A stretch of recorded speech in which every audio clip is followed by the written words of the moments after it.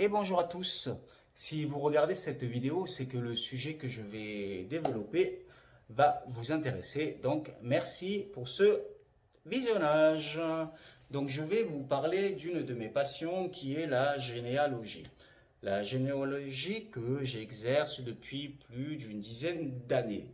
La généalogie qui est l'étude de nos ancêtres. Donc, si vous vous appelez Enz, Carotti, Bouchra, cette vidéo n'est pas faite pour vous. Évidemment, je rigole puisque si vos ancêtres sont nés en France, vous pouvez remonter d'acte en acte. C'est ce que j'ai fait. J'ai pu remonter à peu près jusqu'à 1670, mais j'ai été confronté à de petits problèmes. Un, les textes étaient en latin. Deux, l'écriture n'était pas très lisible. D'ailleurs, c'est très difficile à déchiffrer. D'ailleurs, il y a une profession qui s'appelle la paléographie pour ce sujet. 3. Les dates, puisque vous allez remonter dans le temps, vous allez tomber sur les calendriers grégoriens et les calendriers républicains sous Napoléon. Et puis voilà, donc maintenant les conseils que je vais vous donner. Donc en premier lieu, c'est qu'on va essayer de faire quelque chose de simple, de direct, pour que vous puissiez rebondir d'acte en acte et ne pas vous éparpiller car c'est très facile. Pour ne pas vous éparpiller, la première chose à faire est Un arbre accordéon, c'est ce que j'appelle un arbre accordéon.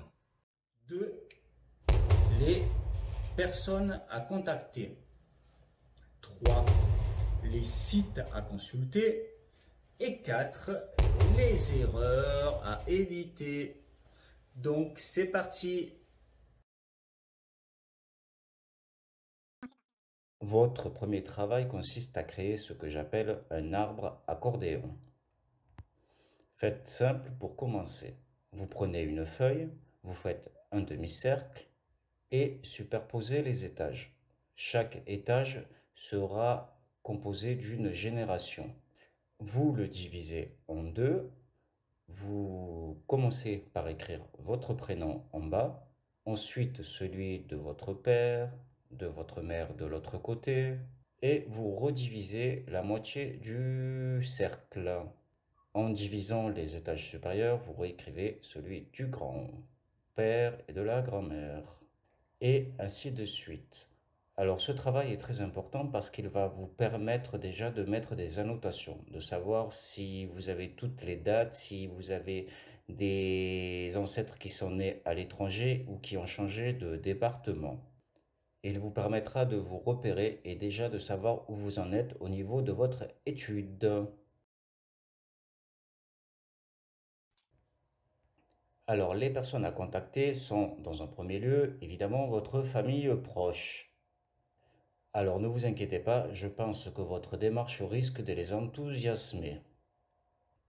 Essayez donc de récupérer votre livret de famille. Alors pourquoi ce livret de famille? Parce qu'il détient déjà les extraits de naissance de toute la famille, celui de vos frères et sœurs, de vos parents, mais aussi de vos grands-parents. Vous voilà déjà à 3 étages au-dessus. Elle est pas belle la vie? Il est l'heure par la suite d'aller voir votre grand-mère ou votre vieille tati. Ah, elle sait faire un bon café et ça lui fera plaisir de se rassasier des souvenirs qu'elle comptait. Elle risque de vous donner des documents insoupçonnables qui vont alimenter votre classeur. Pour ma part, ma grand-mère que je remercie m'a donné des photographies et des documents militaires. Il est important d'avoir plusieurs photos de vos ancêtres pour plusieurs raisons. La première, évidemment, est de savoir si vos aïeuls vous ressemblent. La deuxième, cela vous permet peut-être de connaître leur profession. Et la troisième est d'alimenter votre classeur car il sera terme en termes d'image, puisqu'il sera tout en noir et blanc. La recherche de vos ancêtres en France passe par deux grandes structures qui sont les mairies et les départements. Dans les deux cas, vous aurez droit au registre d'état civil, qui sont composés par les actes de naissance, actes de mariage et divorce et les décès. La différence est simple. Dans les mairies, vous aurez les extraits de naissance de moins de 75 ans, réservés à la famille. Si vous ne pouvez pas vous déplacer, allez sur le site servicepublic.fr pour faire votre démarche. Au-delà de 75 ans, tous ces documents sont consultables aux archives départementales de votre commune. Chaque site départemental a son site d'archives en ligne qui est différent d'un à l'autre. Pour ma part, un exemple concret, je suis allé sur le site du département de la Loire puisque mes ancêtres sont à Saint-Étienne. Je fais tout simplement les recherches sur le site du département où ils vont nous demander un nom, un prénom ou une date de naissance. Une fois avoir trouvé votre requête, il suffit d'aller dans le document ciblé pour en extraire les données. Tout est gratuit et imprimable. Vous allez vous rendre compte que les extraits de naissance ne sont pas très bien établis. Pour la plupart du temps, vous aurez droit juste à l'âge de vos ancêtres. C'est alors que les tables décennales vous sont d'une grande aide. C'est une sorte de classeur que l'on rédigeait en fin d'année pour y inscrire le nom, le prénom et la date de naissance ou de décès ou de mariage de ce cher administré. Ainsi, en ayant ces données, vous pouvez rebondir sur l'extrait demandé. Rassurez-vous, les tables décennales sont répertoriées au niveau alphabétique. Malin, non? Allez aussi sur le site Mémoire des Hommes pour avoir peut-être plus d'informations sur vos ancêtres. Il se peut qu'ils aient été militaires ou qu'ils soient partis en guerre. Arrivé à ce stade, vous allez être bloqué.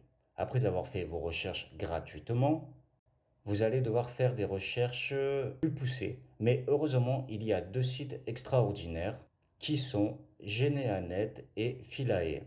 Je ne pourrais vous dire lequel adhérer tant ces deux sites se valent.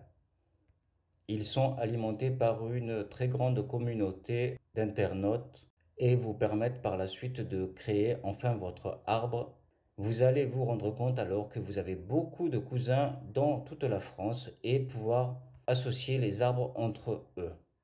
Toutefois, en piochant sur ces sites, vous aurez déjà des renseignements gratuits. Il vous suffit alors de rebondir sur le site des archives départementales pour rechercher votre quête.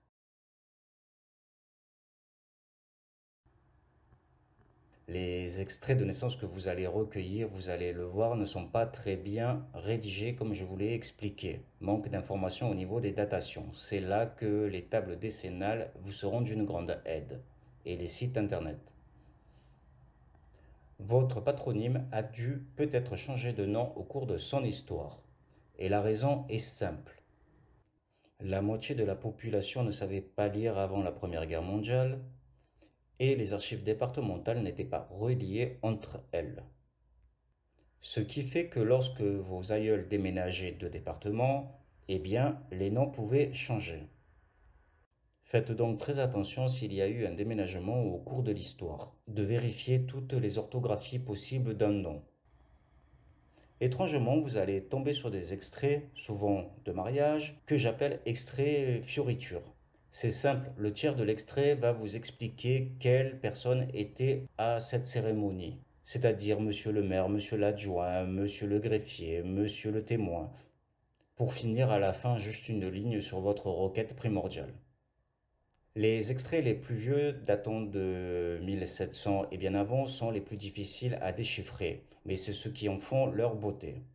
Faites attention aux expressions anciennes telles que le dit, cieux, au banc, de solennité, et aussi à la calligraphie. Les D, les M, les N, les S, les V. Vous pouvez demander l'aide d'un employé des archives qui ont l'habitude de ce genre de texte. Et voilà, cette vidéo s'achève. J'espère qu'elle vous aura plu et que vous aurez appris moult informations sur la généalogie.